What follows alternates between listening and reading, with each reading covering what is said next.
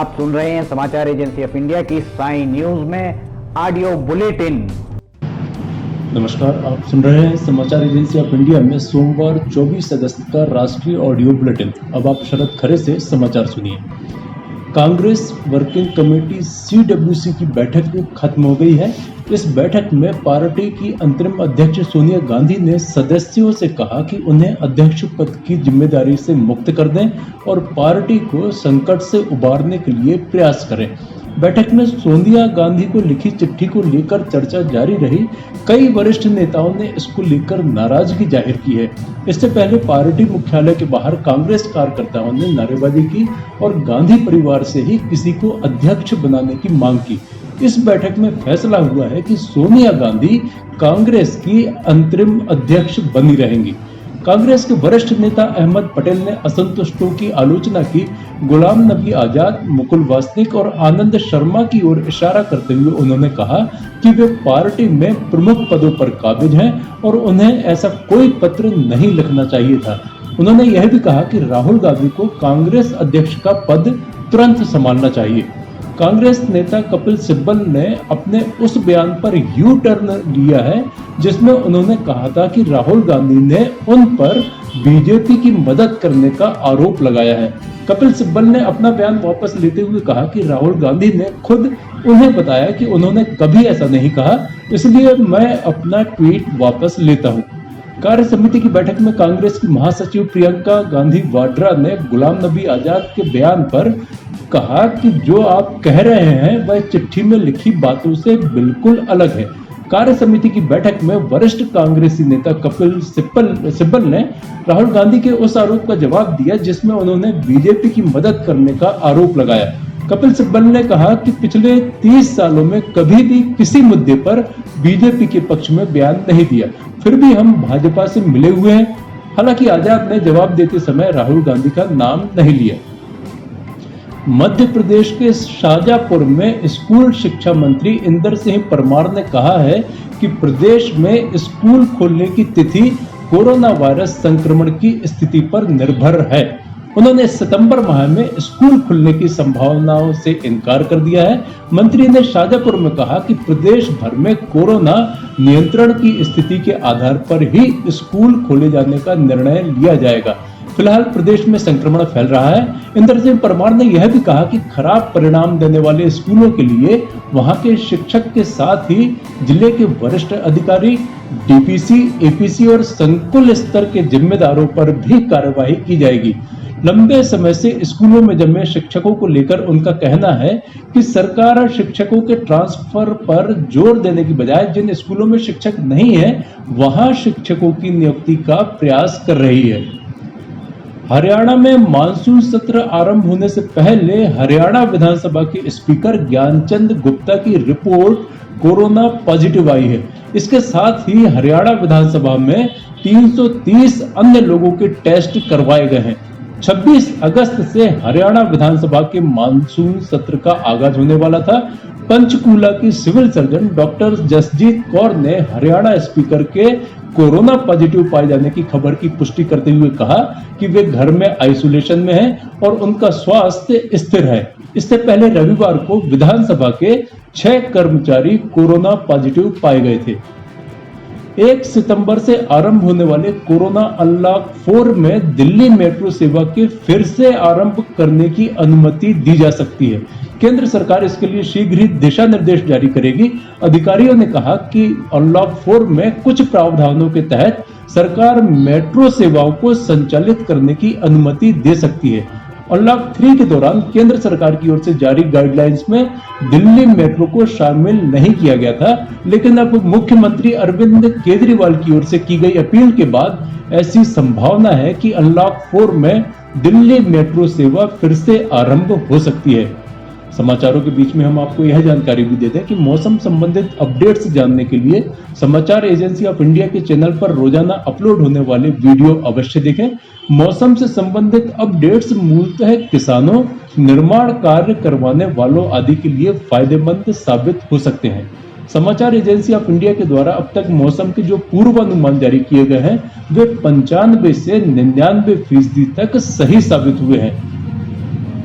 Corona virus संक्रमण को ध्यान में रखते हुए केंद्र सरकार ने fitness, RC, permit, driving licence आदि दस्तावेजों के नवीनीकरण की छूट 31 दिसंबर तक बढ़ा दी है। ऐसे में जिनका ड्राइविंग लाइसेंस, परमिट आदि डॉक्यूमेंट्स एक्सपायर हो गए हैं, उन्हें मोहलत मिल गई है। इससे पहले यह समय सीमा सितंबर महीने तक निर्धारित थी।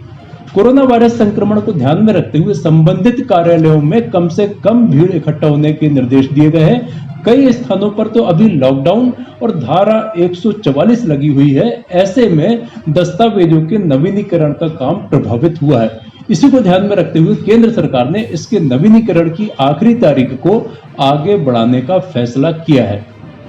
सुप्रीम कोर्ट ने आज राष्ट्रीय पात्रता सह प्रवेश परीक्षा नीट स्नातक 2020 को अरब देशों में कराए जाने के लिए केंद्र सरकार को निर्देश देने की मांग को खारिज कर दिया। लेकिन केंद्र सरकार को निर्देश दिया कि वह वंदे भारत मिशन के तहत विदेशी विद्यार्थियों को 13 सितंबर को परीक्षा देने के लिए भारत आने की अनुमति दे। देश के बाहर से भारत पहुंचने वालों के लिए 14 दिन क्वारंटाइन का नियम होने पर सर्वोच्च अदालत ने कहा कि जनता की सुरक्षा को लेकर कोई समझौता नहीं किया जा सकता। लेकिन अदालत ने याचिकाकर्ताओं को स्वतंत्रता दी कि वे संबंधित राज्य के प्रशासन से इसमें राहत की मांग कर सकते हैं।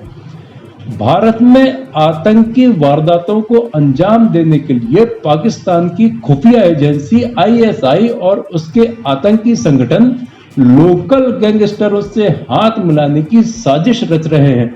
आतंकी संगठन इन्हीं लोकल गैंगस्टर्स की मदद से भारत में आतंकी हमले करने की फिराक में है। हाल ही में चंडीगढ़ इंटेलिजेंस यूनिट ने सभी खुफिया एजेंसियों को आतंकी संगठनों के इस टाई अप और इनके लोकल कनेक्शन के बारे में अलर्ट कर दिया है। कुछ गैंगस्टर्स का नाम देने के साथ ही खुफिया विंग ने कहा है कि आईएसआई और आतंकी संगठन इन गैंगस्टर्स के जरिए हमले कराने की फिराक में है। कुछ गैंगस्टर फरार हैं जबकि कुछ जेलों में बंद हैं। एक सीनियर गवर्नमेंट अधिकारी ने दावा किया कि हो सकता है कि आईएसआई पहले से ही इन गैंगस्टर्स के संपर्क में हो। इंग्लैंड के द लैंसेट माइक्रोब में प्रकाशित कोरोना वायरस स्टडी में पता चला है कि वायरस के कारण मरने वाले मरीजों में फेफड़ों और किडनियों पर चोट के निशान थे। इंग्लैंड में कोविड-19 मरीजों पर हुई पोस्टमार्टम एग्जामिनेशन को इंपीरियल कॉलेज लंदन और Imperial College Health Care NHS trust ने किया था। स्टडी में जांच किए गए मरीजों की संख्या कम थी, लेकिन इसे इंग्लैंड में अब तक कोविड-19 मरीजों के हुए पोस्टमार्टम एग्जामिनेशन की सबसे बड़ी स्टडी कहा जा रहा है। स्टडी में 10 एग्जामिनेशन किए गए थे। स्टडी में 10 जांच की गई थी, जिनमें से 9 मरीजों के कम से कम एक बड़े अंग दिल, फेफड़े और किडनी में थ्रोम्बोसिस खून के थक्के मिले। हालांकि टीम 10वें मरीज में थ्रोम्बोसिस की जांच नहीं कर सकी। शोधकर्ताओं का मानना है कि इस स्टडी से क्लिनिशियंस को मरीजों के उपचार में मदद मिलेगी। स्टडी के सह लेखक और इंपीरियल कॉलेज लंदन में honorary clinical senior lecturer, Imperial College Health Care NHS trust में consultant pathologist doctor Michael Osborne ने कहा कि कोविड-19 नई बीमारी है और हमारे पास ऑटोप्सी में टिश्यू को एनालाइज करने के लिए सीमित मौके थे, ताकि हम मरीज की बीमारी के कारण को रिसर्च के लिए बेहतर तरीके से समझ सकें। उन्होंने कहा कि यह अपनी तरह की देश की पहली स्टडी है जो डॉक्टर्स और शोधकर्ताओं की पहल से चल रही उन थ्योरीज का समर्थन करती है जिनमें कहा जा रहा था कि फेफड़ों की चोट, थ्रोम्बोसिस और इम्यून सेल का कम होना कोविड-19 के गंभीर मामलों की सबसे बड़ी खासियत है। डॉक्टर ऑसबर्न ने कहा कि जांच किए जा रहे मरीजों में हमने किडनी की चोट और आंतों की सूजन भी देखी। ये और रिसर्च की दूसरी प्राप्तियां क्लिनिशियंस की मरीजों को संभालने के लिए नई रणनीति बनाने में मदद करेंगी। देश में कोरोना संक्रमित मरीजों की तादाद 31,32,073 पहुंच गई है। इसमें से सक्रिय मरीजों की तादाद 7,11,577 और रिकवर्ड मरीजों की तादाद 23,61,952 है। इस बीमारी से हुई मृत्यु का आंकड़ा 57,988 हो गया है। जिन राज्यों में कोरोना संक्रमितों के एक्टिव मरीजों की तादाद 10,000 से अधिक हो गई है, उनमें महाराष्ट्र में सर्वाधिक 1,71,542 एक्टिव मरीज हैं। महाराष्ट्र के बाद आंध्र प्रदेश में 89,516 एक्टिव मरीज, कर्नाटक में 83,551 एक्टिव मरीज, तमिलनाडु में 53,541, उत्तर प्रदेश में 49,288, पश्चिम बंगाल में 28,069, उड़ीसा में 26,601, तेलंगाना में 22,919, बिहार में 21,393, केरल में 20,330, असम में 19,595, राजस्थान में 14,790, गुजरात में 14,555, पंजाब में 14,165, दिल्ली में 11,778 और मध्य प्रदेश में 11,510 एक्टिव मामले हैं। आप सुन रहे थे समाचार एजेंसी ऑफ इंडिया में सोमवार 24 अगस्त का राष्ट्रीय ऑडियो बुलेटिन। मंगलवार 25 अगस्त को एक बार फिर हम ऑडियो बुलेटिन लेकर उपस्थित होंगे।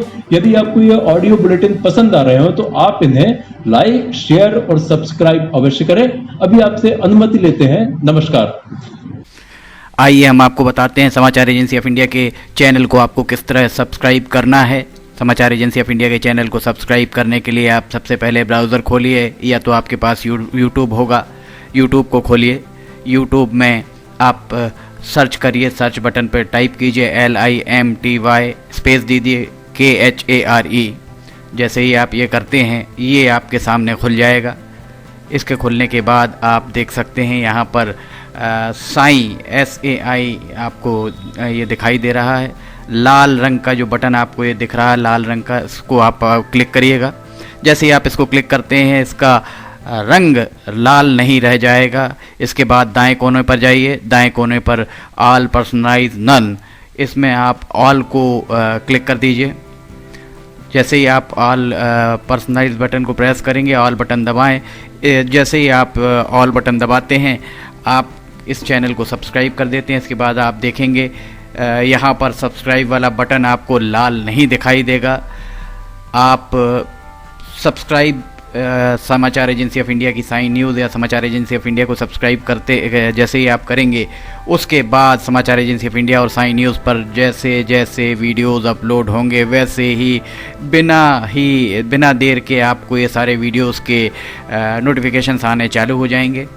आप समाचार एजेंसी ऑफ इंडिया की सारे वीडियोस देख सकेंगे। आप इसका लाभ ज़रूर उठाइए, सब्सक्राइब करिए और दोस्तों को कहिए वे भी सब्सक्राइब करें, लाइक करिए, शेयर करिए। नमस्कार।